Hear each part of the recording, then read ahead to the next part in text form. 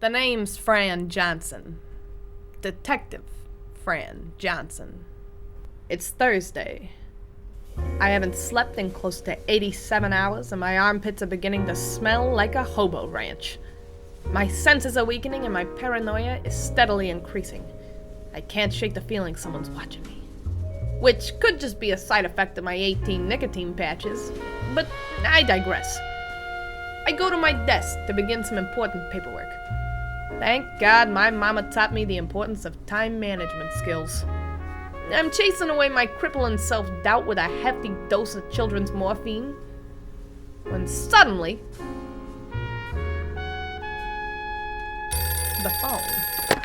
I answer to the voice of one Marge the party clown. Nice enough sounding clown.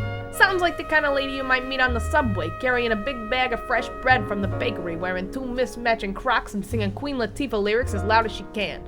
Marge explains some 2-bit Johnny Do-No-Good and rib-eating dust bunny collecting son of a bitch has been following her around, committing murder at her beloved birthday parties. I tell her I'll be over in 2 shakes of an Ugg boot and a pumpkin spice latte. Cases like this make my stomach feel like hot and sour soup.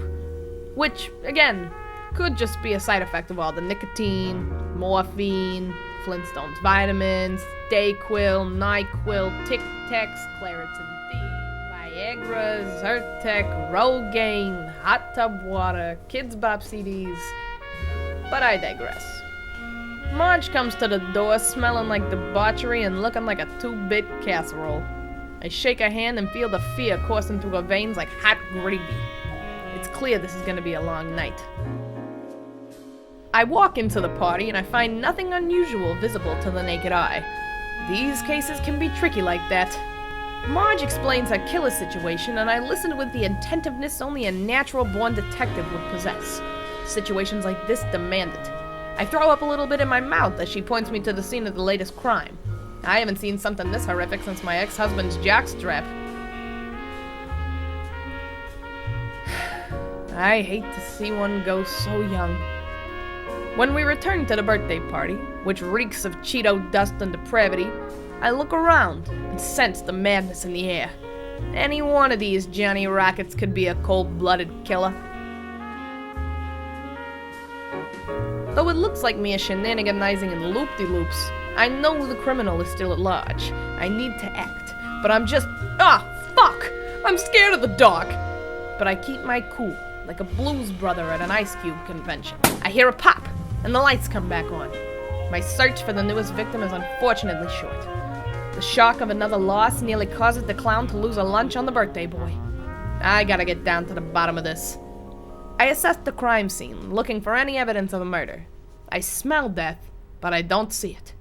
I'm inspecting the area when I notice the subtle smell of latex.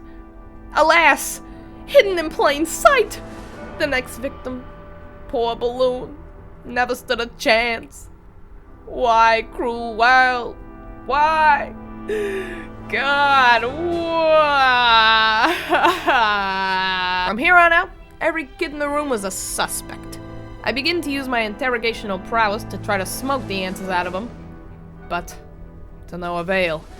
I try some techniques I learned from a Bosnian torture squad in the sands of the Mojave Desert, but these kids are acting as innocent as a nun in a mosh pit. I just wish there was a way to catch this monstrous killer in the act.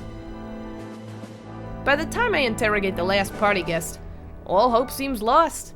There's just no way to catch a killer this sneaky. My last remaining hope for this case lies in the hands of the birthday boy, Seymour. Seymour Gingivitis. Gingy for short. Though he may look like a box of rocks, he's got the brain power of an angry beaver, whose dam has been destroyed by earthly forces. An unstoppable rage consumes him. Needless to say, I'd hate to be on this guy's bad side.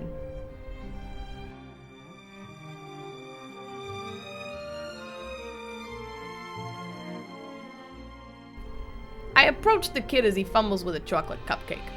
Well, it could actually be mocha, a cappuccino, maybe like a nice butter nougat, but, you know, I digress. I grab the kid's baked good and hand it to him. Good as new. As I'm about to dive into interrogating the young sport, I come to a hard conclusion. Sure, I may be a world-class detective, A-plus present giver, professional porcelain door collector, bumper sticker enthusiast, and manager of the world's largest Jackie Chan fan club, but this killer may just be too good for me. I realize that the longer I stay at this party, the more power I give this balloon popper. It's like a performer on a stage, or in a house, like a clown. If only my life were as easy as my metaphors. Ah well, I guess some mysteries are just better left unsolved. I tell the birthday boy I'm sorry I couldn't be of more help, and I tell him to have a nice life. I told myself when I started this job that I'd never leave a case unsolved, but I guess some promises were just meant to be broken. But I digress.